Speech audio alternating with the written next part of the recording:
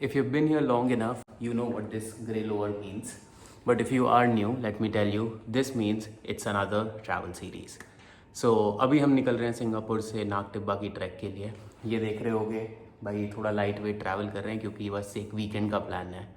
Now don't ask me why from Singapore all the way to Nag Tibba. अगर मतलब तुम अपने लॉन्ग वीकेंड या 5 दिन की छुट्टियों में यहाँ आ सकते तो किसी को तो बैलेंस बनाना पड़ेगा ना। तो अभी के लिए मैंने कैब बुलाई है, नीचे चलेंगे, कैब आने वाली है अभी 2-3 मिनट में। But watch it till the end. और ऑब्वियसली लाइक एक ही व्लॉग नहीं है पूरी ट्रिप का, तो it's going to be multiple parts. अभी के लिए आई थिंक इसमें मैं कोशिश करूँगा कि तुम्हें चांगी एयरपोर्ट दिखा सकूँ, क्यों एफिशिएंट है ये रीज़न बता सकूँ। बाकी फिर आएगा फ़्लाइट का रिव्यू, फिर कैसे ट्रैवल कर रहे हैं नाग टिब्बा तक, और फिर ऑब्वियसली नाग टिब्बा। तो stay tune, watch it till the and. एक कैब खड़ी है, वो आ रही है जो शायद वो है मेरी, वो भी नहीं है। जो मेरे कैब वाले भैया हैं वो भी 3-4 मिनट दूर है। वो जो अब घुस रही है ना, वो है हमारी वाली।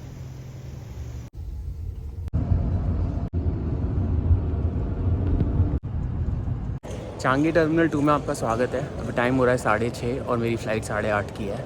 मैं जा रहा हूँ चेक इन करने, और ये मैंने तुम्हें क्यों बताया है इसका मैं रेलेवेंस देता हूँ चेक इन के बाद।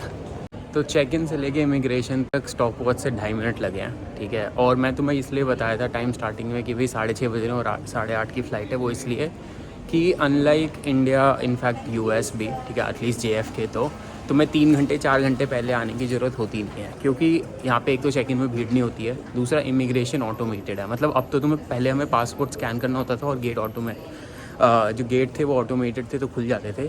अब तुम्हें पासपोर्ट भी स्कैन नहीं करना, तुम्हारा फेस स्कैन है, उससे अब गेट खुल जाते हैं और तुम्हारा इमिग्रेशन हो जाता है। दूसरा है कि जो सिक्योरिटी, जैसे इंडिया में जो बॉटल नेक है वो ये है कि सारी फ़्लाइट्स की सिक्योरिटी एक जगह होती है, और ऐसा सिर्फ इंडिया में नहीं है, मतलब JFK, न्यूयॉर्क, हर जगह यही होता है।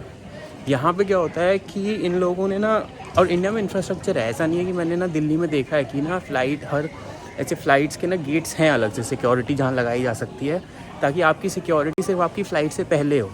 पर वहाँ क्या होता है, क्योंकि एक सेंट्रल सिक्योरिटी होती है ना, तो बॉटल नेक क्रिएट होता है। और अपन इंडियंस की आदत तो है ही पहले पहुँच जाने की, तो जिनकी फ़्लाइट 4 घंटे बाद की है वो भी उसी लाइन में खड़े हैं जिनकी बोर्डिंग 1 घंटे बाद है। तो ये थोड़ा सा बॉटल नेक क्रिएट करता है। वो चीज़ यहाँ नहीं होती, क्योंकि यहाँ पे तुम्हारा जो सिक्योरिटी होती है वो फ्लाइट से जस्ट पहले होती है। हर गेट पे ऐसे हर 2-3 गेट की एक सिक्योरिटी होती है, तो कंपैरेटिवली बहुत आसान हो जाता है। जिसकी वजह से now coming back to the point, इसकी वजह से क्या होता है कि हमें 3 घंटे 4 घंटे पहले आने की ज़रूरत नहीं है। आज मुझे चेक इन करना था तो मैं 2 घंटे पहले आया हूँ। अगर मुझे चेक इन ना करना होता तो अभी मेरे पास अभी कम से कम 30 मिनट का लेवरेज और था। तो कुल मिला के ये कुछ वजह हैं जिसकी वजह से चांगी बहुत ही एफिशिएंट है, ठीक है। But coming back to the trip, अभी टाइम है 2 घंटे पड़े हैं पूरे बोर्डिंग में, तो अभी थोड़ा टाइम पास कर लेते हैं। देखो भाई साहब,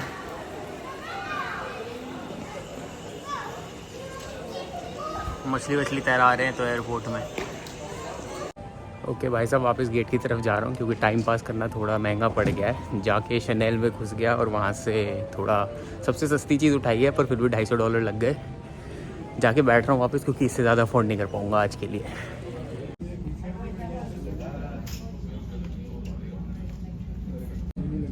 दरवाजे में कोई दिक्कत आ गई है, क्रू और पायलट को ही नहीं जाने दे रहे प्लेन के अंदर। खुल गया भाई, खुल गया। is traveling with infants, children below the age of 5 and elderly passengers. Seat wise और क्लास वाइज बोर्डिंग हो रही है। ये अनपढ़ वाली, मतलब बिल्कुल जाहिलों वाली हरकत करनी छोड़नी पड़ेगी हमारे देशवासियों को। और मैं समझाता हूँ कि भाई, क्योंकि मुझे लग नहीं रहा है इतनी भीड़ देख के कि भाई आधे से ज़्यादा प्लेन खड़ा है, इवन दो वो रो वाइज बुलाएंगे, तो I think I should tell you कि क्यों करना चाहिए ऐसे जोन वाइज या फिर रो वाइज बोर्डिंग, और एयरक्राफ्ट में क्यों करवाते हैं एयरलाइंस वाले। तो ये जो तुम देख रहे हो ना, इसको प्लेन कहते हैं। अब भाई बिज़नेस वाले, स्टार लाइन्स, गोल्ड और जो अलग अलग टियर वाले हैं उनको बोर्डिंग कराते हैं, क्योंकि भाई वो लॉयल कस्टमर्स हो गए, ज़्यादा पैसे दिए। जो इकोनॉमी होती है ना, वो वजह ये होती है कि पहले पीछे वालों को जब बोर्ड कराएंगे तो ऐसा हो कि पीछे वाले सारे सामान भर गए, इतने में जब तक पीछे वाले सेटल हो रहे हैं तब तक मिडल सेक्शन को करा दिया, ठीक है। वो इसलिए कि तुम बॉटल नेक ना क्रिएट करो, पर तुम बिना सुने जाके खड़े हो जाओगे, पहले तो मतलब ख़राब करोगे इमेज कि सारे इंडियन ऐसे ही ट्रैवल कर रहे हैं। उसके बाद भाई चलो वो छोड़ दो, वापस लॉजिक पे आते हैं। तो जब तक बीच वाले कर रहे हैं तब तक फिर वो आगे वालों को शुरू करा देंगे कि भाई बीच वाले अपने सेटल हो गए तो अब आगे वाले कर सकते हैं। तुम पहले घुस जाते हो, बॉटल नेक क्रिएट करते हो, जिसकी वजह से बिना मतलब का डिले होता है। बाहर लोग खड़े हैं जो मतलब टाइम से एफिशिएंटली जो टास्क किया जा सकता था, तुमने उसमें बॉटल नेक क्रिएट कर दिया बिना मतलब के। तो थोड़े ऐसे जाहिल वाली हरकत मत करो जब इतने पैसे दे के आ ही रहे हो तो। 20 मिनट हो गए, 20 मिनट से खड़ी है जनता, 39, और वो बुला सीट 21 वाइज to रहे हैं। 39, please proceed.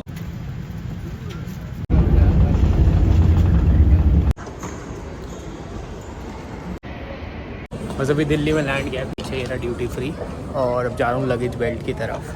बाकी फ़्लाइट भाई एयर इंडिया थी तो वैसी ही थी जैसा मैंने एक्सपेक्ट किया था। मैं एयर इंडिया से ज़्यादा एक्सपेक्टेशंस लेके चलता नहीं हूँ। मुझे पॉइंट ए से पॉइंट बी पे टाइम से ले जाती है। आज तक का मेरा एक्सपीरियंस पिछले 3 साल में अच्छा रहा है, तो मैं तो भाई एयर इंडिया का प्रमोटर ही हूँ, ठीक है। दूसरा, एक बार उन्होंने मेरी फ़्लाइट ओवर बुक कर दी थी, तो उन्होंने मुझे फिर बिना पूछे बिजनेस अपग्रेड दिया था, तो I do not have anything to complain against. बाकी एयर इंडिया भाई मैं और कुछ एक्सपेक्ट करके नहीं जाता हूँ कि ये सीट होगी, ये होगा, उसका कभी इंफोटेनमेंट सिस्टम आज तक नहीं चला है, सीट कभी उसका मतलब रिक्लाइन होती है नहीं होती है, और बात इतनी है कि भाई ट्रस्ट वर्दी है मेरे लिए तो एयर इंडिया वॉज फाइन। अभी दिल्ली पहुँचे हैं, घर जा रहा हूँ, नहाऊंगा धोऊंगा, खाना पीना खाऊंगा, फिर शाम को मिलते हैं।